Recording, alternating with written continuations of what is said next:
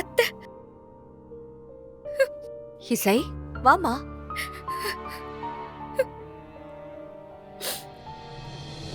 அத்தை, உங்ககிட்ட கொஞ்சம் பேசணும் அத்தை.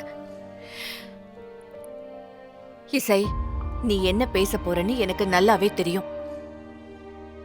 அத்தை, என்ன மன்னிச்சிருங்க அத்தை. இன்னைக்கு சிந்தாமணி அக்கா எல்லாரும் முன்னாடியும் என் ப்ராப்ளத்தை சொல்லும் போது கூட எனக்கு அவ்வளவு கஷ்டமா இல்ல அத்தை. ஆனா நீங்க என்ன காப்பாத்துறதுக்காக பேசுனீங்க. நான் ஏற்கனவே என்னோட குறைய சொல்லிட்டதா சொன்னீங்களே, ஏன் அத்தை? நிஜமாவே நான் நல்லவளா இருந்தா அத செஞ்சிருக்கணும்ல அத்தை. ஆனா நான் அப்படி செய்யலையே. ஆனா நீங்க என்ன அப்படி சொல்லி நல்லவளாக்கிட்டீங்க. நான் சொல்றத கேளு. உனக்கு காது கேட்காதுன்ற விஷயம் மட்டும் இல்ல, நீ என்கிட்ட வந்து இந்த உண்மைய சொல்லணும்னு நினைச்சப்போ உன்னோட சித்தி ருக்மணி தான் உன்னை தடுத்து மிரட்டி வச்சிருந்தாங்கன்னு எல்லா உண்மையும் எனக்கு தெரியும். அத்தை, இதெல்லாம் உங்களுக்கு எப்படி அத்தை தெரியும்? எனக்கு எல்லாமே தெரியும் இசை. வர்ஷினியோட வாழ்க்கை உன்னால கெட்டுட கூடாதுன்ற பயத்துல தானே நீ உண்மையை என்கிட்ட மறைச்ச. உன் தங்கச்சிக்காக நீ எடுத்த இந்த முடிவு எனக்கு ஒரு தப்பாவே தெரியல இசை. ஒரு நல்ல நோக்கத்துக்காக நல்ல எண்ணத்தோட தான் நீ இத செஞ்சிருக்க. உன்னோட மனசு சுத்தமாதான் இருந்திருக்கு இசை. நீ இதெல்லாம் சுயநலமா யோசிக்கல. அப்படி இருக்கும்போது எதை மறைச்சாலும் அது துரோகம் கிடையாது இசை. இத பாரு இசை, நீ சிந்தாமணி சொல்றதையெல்லாம் பெருசா எடுத்துக்காத. இசை, என்னமாச்சு? எதுக்கு இப்ப கால்ல விழற? எந்திரிமா, எந்திரி, எந்திரிமா. ஏமா கால்ல விழற? எந்திரி, நீ எந்திரி, எந்திரி இசை. என்கிட்ட எதுக்கு சாரி எல்லாம் கேக்குறேன்? அம்மாவே உன் ப்ராப்ளம் என்னன்னு தெரிஞ்சு அவங்களே அந்த ப்ராப்ளம பெருசா எடுத்துக்காதப்போ இதெல்லாம் நான் எப்படி ஒரு ப்ராப்ளமா எடுத்துக்க முடியும்? இருந்தாலும் உன்கிட்ட போய் இவ்ளோ பெரிய விஷயத்தை மறைச்சதுக்கு சாரி. சாரி. லிசன் இசை, இசை, இசை.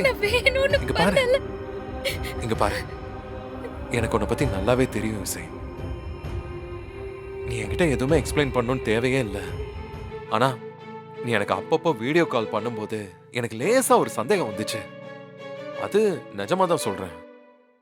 ஆனா உனக்கு இப்படி ஒரு பெரிய ப்ராப்ளம் இருக்குன்னு நான் சத்தியமா நினைச்சு கூட பார்க்கல இசை. இல்ல விஷால், ஹால்ல சிந்தாமணி அக்கா சொன்ன ஒவ்வொரு விஷயமும் சரிதான். உனக்கு மியூசிக்னா எவ்வளவு பிடிக்கும்னு எனக்கு நல்லா தெரியும். ஆனா என்னால உன்னோட மியூசிக்க கேட்க முடியாதுங்கிறது ரொம்ப வேதனையான உண்மை. இசை, உனக்கு ஒண்ணு தெரியுமா? எனக்கு மெடிக்கல் எவ்வளவோ அட்வான்ஸ் ஆயிருக்கு தெரியுமா? இதெல்லாம் ஒரு பெரிய விஷயமே கிடையாது. அடுத்தவங்களோட லிப் மூமெண்ட்டை வச்சு என்ன பேசுறாங்கன்னு புரிஞ்சுக்கிட்டு இவ்வளோ நாள் நீ மேனேஜ் பண்ணிக்கிட்டு இருக்கனா, நீ கிரேட். நீ சாதாரண ஆளே இல்லை. இதுக்கெல்லாம் ஒரு எக்ஸ்ட்ராடினரி டேலண்ட் வேணும் இசை.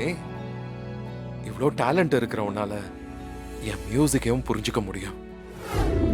இசை, ஒரு முக்கியமான கால், நான் பேசிட்டு வந்துடுறேன். சார், ஹலோ சார், சொல்லுங்க.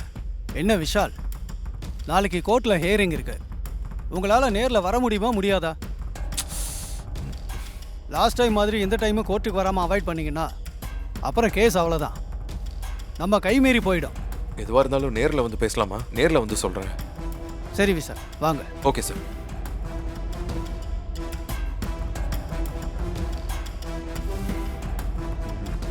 ஒரு சின்ன வேலை இருக்கு, நான் போய் முடிச்சுட்டு வந்துடுறேன்.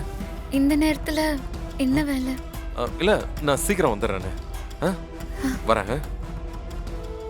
விஷால், உன் கூடவும் அத்தை கூடவும் இந்த வீட்டில் எப்பவும் ஹாப்பியா வாழணும்னு எனக்கு எவ்வளோ ஆசை தெரியுமா?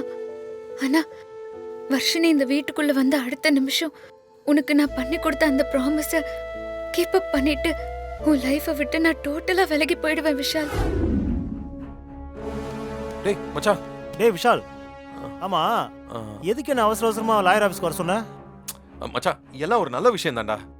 லாயர் ஆஃபீஸ்ல என்னடா நல்ல விஷயம் இருக்குது? இந்த பாரு மச்சான், நான் சொல்றதை நல்லா கேட்டுக்க. இசை ரொம்ப நல்ல பொண்ணுடா. அவசரப்பட்டு நீ எந்த தப்பான முடிவும் எடுத்துடாத. அவ்வளவுதான் நான் சொல்லுவேன், பாத்துக்க. டேய் சும்மாறா. வா போலாம்.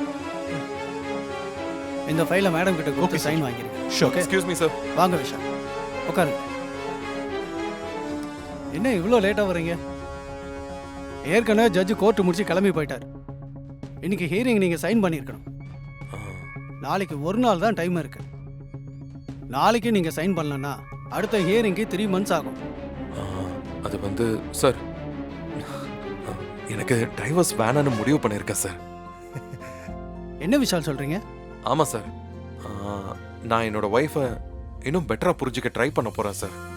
இந்த கோர்ட் ஃபார்மாலிட்டிஸில் இருந்து என்னை ரிலீஸ் பண்ணுங்கன்னு சொல்லிட்டு போகத்தான் நான் வந்தேன். விஷால், நல்லா யோசிச்சு தான் முடிவெடுத்திருக்கீங்களா? அப்புறம் மனசு மாதிரி திரும்ப கோர்ட்டுக்கு வரக்கூடாது. சார், என் லைஃப்பில் நான் எடுத்த தெளிவான முடிவு தான் சார். நான் நல்லா யோசிச்சு தான் சார் சொல்கிறேன். நீங்கள் அந்த டைவர்ஸ் பேப்பர்ஸை கொடுங்களேன்.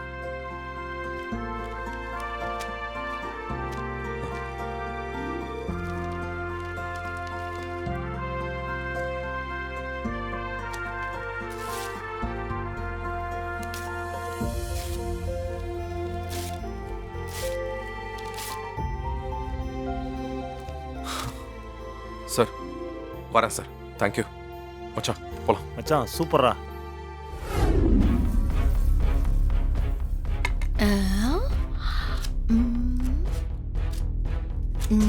எதுக்கு இவ மாங்காவை கட் பண்றா?